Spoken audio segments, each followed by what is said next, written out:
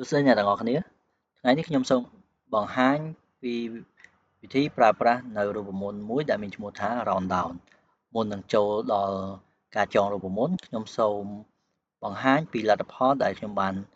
ធ្វើរួចហើយនៅត្រង់ cell ខាងលើនៅពេលដែលខ្ញុំបញ្ចូលនៅទិន្នន័យ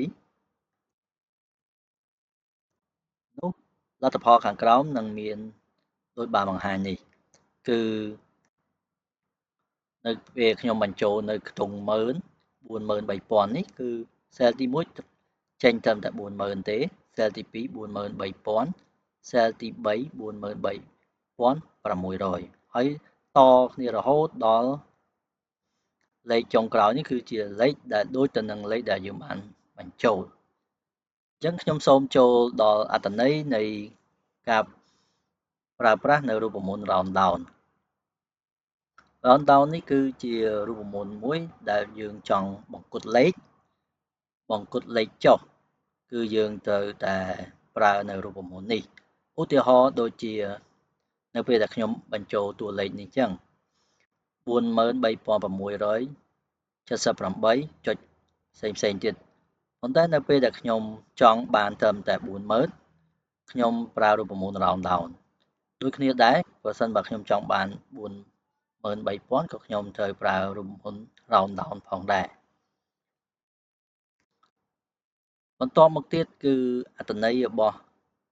number digit number នេះគឺសញ្ញាដកជាសញ្ញាដែលប្រាប់ពីការកាត់ខ្ទង់ចាប់ពីចំណុច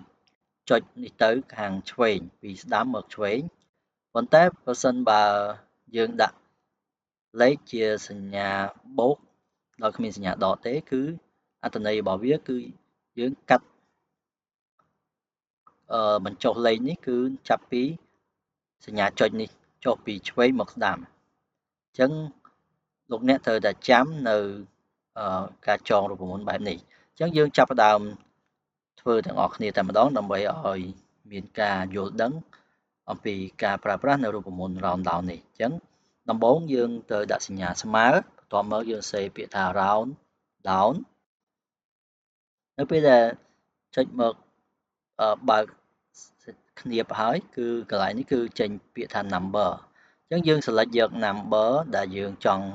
ធ្វើការបញ្ចុះលេខអញ្ចឹងខ្ញុំចុចចូលកន្លែង cell ទី1នេះបន្ទាប់មកក្បៀស number digit នេះគឺខ្ញុំយកកន្លែង cell នេះតែម្ដងដោយសារមានលេខស្រាប់ប៉ុន្តែបើសិនបើអត់ចង់ដាក់លេខស្រាប់ក្នុង cell នេះទេយើងអាចបញ្ចូលលេខដោយខ្លួនឯងក៏បានគឺដាក់លេខ4បែបនេះប៉ុន្តែខ្ញុំចុចចូល cell តែម្ដងដើម្បីងាយស្រួលក្នុងការអូសតាមលំដាប់លំដោយតែម្ដងបន្ទាប់មកគ្រាន់តែ enter មកគឺជាការស្រេចហើយសួរថាហេតុអ្វីបានខ្ញុំដាក់ដក4គឺយើងរាប់ពីចាប់ពីកន្លែងពងចុចនេះយើងរាប់មកគឺពីស្ដាំមកឆ្វេងគឺយើងចង់ឲ្យបញ្ចុះលេខទាំងអស់អញ្ចឹងខ្ញុំបញ្ចុះលេខដក4អញ្ចឹងយើងរាប់ទៅកន្លែងនេះ1 2 3 4នៅខាងលើនេះក៏បានយើងរាប់ពីលេខ8លេខ7លេខ6និងលេខ3អញ្ចឹងយើងចង់ឲ្យបញ្ចុះលេខកន្លែងហ្នឹងគឺ0ទាំងអស់អញ្ចឹងយើងត្រូវដាក់ដក4ដូចគ្នាដែរនៅត្រង់កន្លែងនេះខ្ញុំដាក់ដក3ដោយសារតែខ្ញុំចង់បញ្ចុះលេខ